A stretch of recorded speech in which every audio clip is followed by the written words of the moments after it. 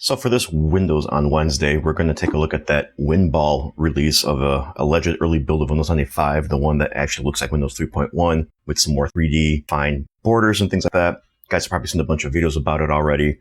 Long story short, apparently it was originally leaked in 1997, I believe, and recently rediscovered about a month ago, sometime in June of 2024. Build was sometime in 1992. Really unknown if it actually is a early build of Windows 95, as this version came out before the whole Chicago design language was even put together, all the documentation and everything. It's not even codenamed Chicago. And it still gives off a version number of like 3.1 something, something, something. So we're going to take a look at it, but not the way that we've already seen it, because everyone has pretty much just played with it, try to see differences, things like that. I want to go ahead and install it and use it as if it was a ready-to-go operating system, like a daily driver, install some applications and see what we can do with it. I have not seen anything like that yet. I'm not saying that videos like that don't exist out there. I just personally myself haven't seen anything like it. So got a basic DOS install going with some CD-ROM support, nothing else. I'm going to go ahead and see if we can install Windows. If we can, great. If not, well, that'll be it. So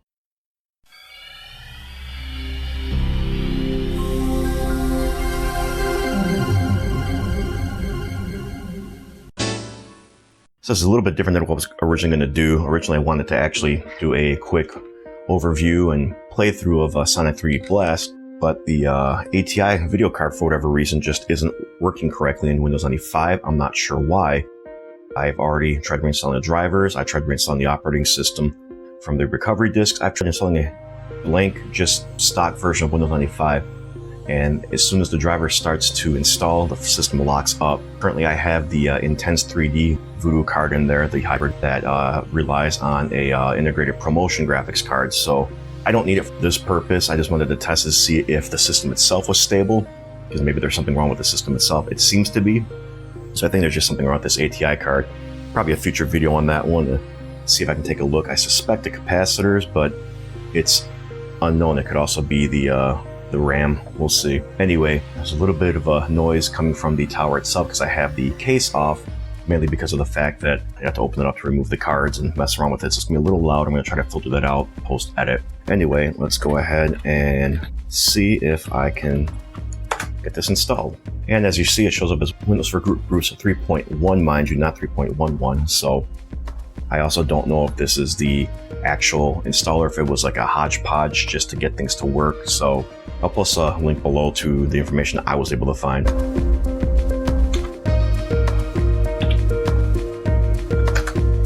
Yeah, that looks good enough. And if you're wondering why it's installing so quickly, it's because I have the installation files on the hard drive itself and not off of a floppy disk or anything like that. So, Cos Group, real original.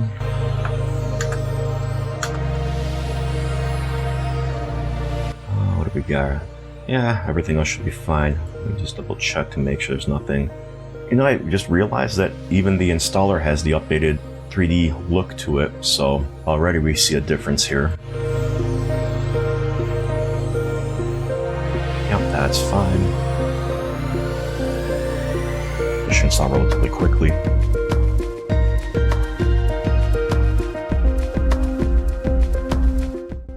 Not speeding it up at all.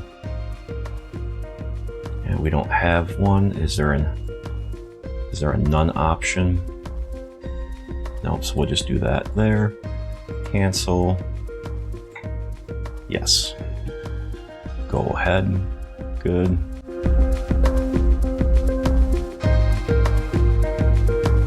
Sure. Add all. It's just a DOS 622, so. And we'll be back. All right, here we are. Let's see what happens.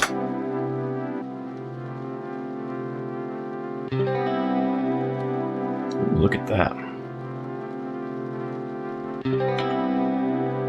Already have an issue. Now it's possible that because it's a 180 megahertz processor that this just doesn't like it. I might need to do some sort of...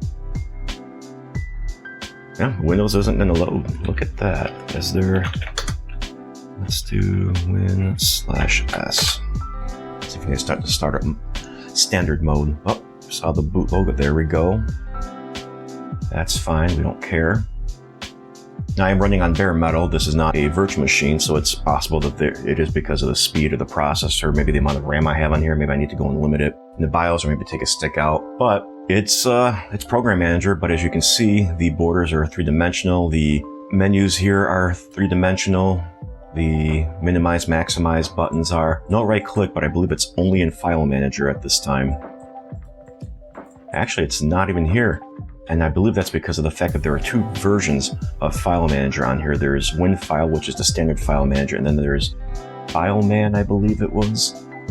Although I don't know if it's actually installed or not. I might have to copy that over. Nope, there it is. Is it not going to work? Let's try it this way.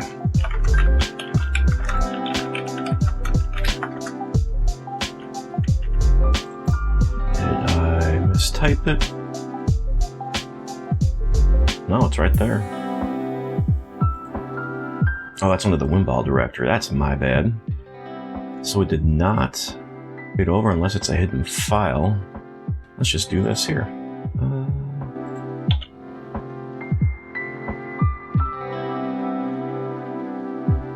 I didn't want to move it. I wanted to copy it, but that's fine.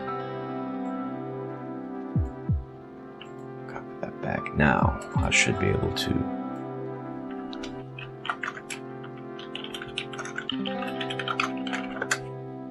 And there we go. And there's the right-click menu. Doesn't really add too much functionality. I wonder, can I run them both side by side? I can. Let's set this to DOS.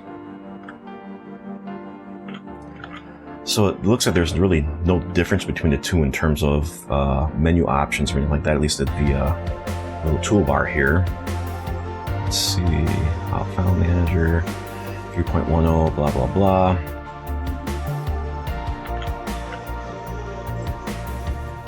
Blah, blah, blah. Same thing, basically. And I don't think there's actually going to be any other difference here. Yeah, I'm not seeing anything off the bat, so they're typically the same, again, other than having the right-click option here. So, yeah, not sure if this is build 3.10. I'm not sure why they didn't include the updated File Manager in 3.11 or anything like that, or even in like NT351, but I guess they didn't see a need to. But there were other applications, I believe, that were included in this build that are not standard in Windows and never made it to a future version of Windows, or at least variations of them might have made it. I don't remember what those were, and it doesn't matter because that's not the point of this. The point of this is I want to see what we can do with it. So first thing we're going to do is I'm going to see if I can get sound card drivers installed. I don't have video drivers for the Intense 3D for Windows 3.1 because none exist. So we're going to have to deal with 640 by 480 with 16 colors. That's fine. What we want to do next, though, is see if we can get the sound drivers installed. Hopefully it's the right one.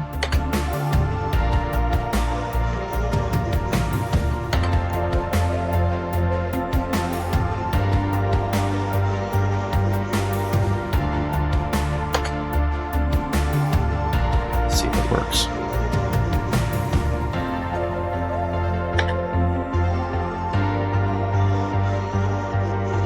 There we go.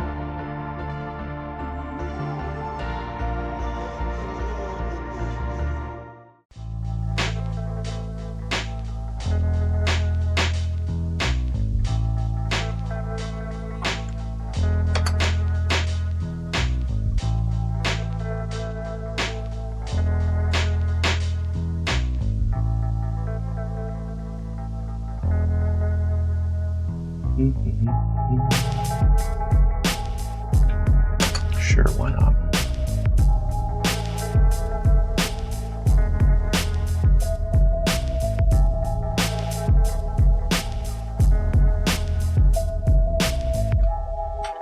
And we'll be back.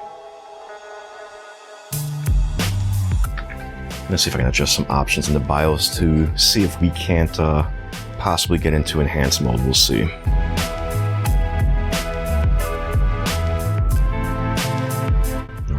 that, and we are using DOS.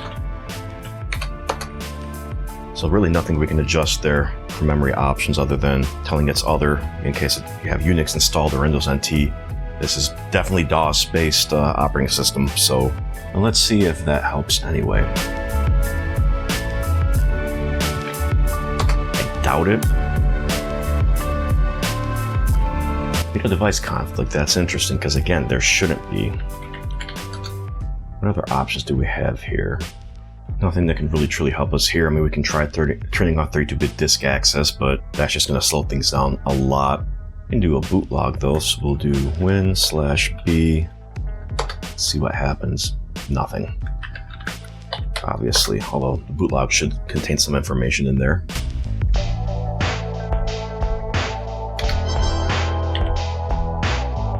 Let's see what the boot log shows.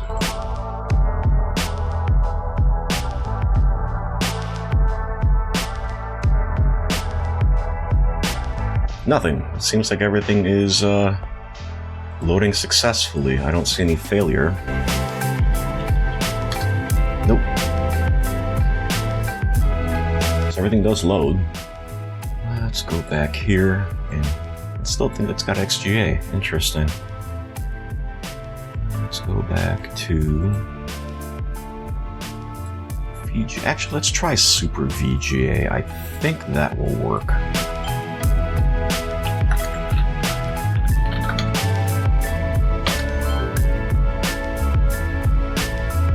And I get this. So it's still technically in Windows. Or it rebooted and... No, it was supposed to quit.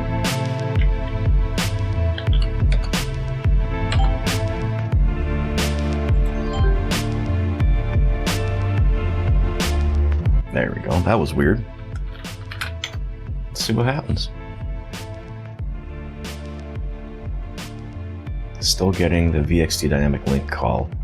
Device number 0088 service 004. I wonder if I can look up that error. So after some quick research, this error apparently has to do with the fact that this build of Windows just can't detect anything newer than a 486, and I don't even know if it's any specific release of the 486, you know, like the DX66 or whatever, if it's just 46 in general, the instruction set basically.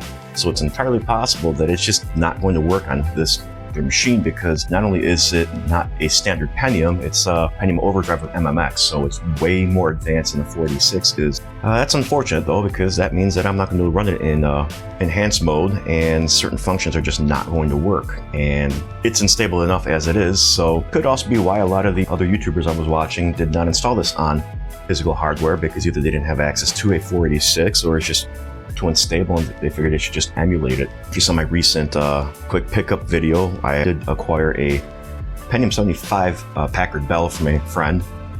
Maybe that's slow enough, so at some point we can revisit this. I know this wasn't a super exciting video, but this is just part of retro computing, especially when you're playing with unreleased, not even beta software. So kind of disappointed I couldn't get certain things to work on here, but it is what it is. So what do you guys think? Have you guys played around with this version? If so, leave your experiences below. If not, give it a shot, or, you know, what have you. So thanks guys for watching. I'll catch you later.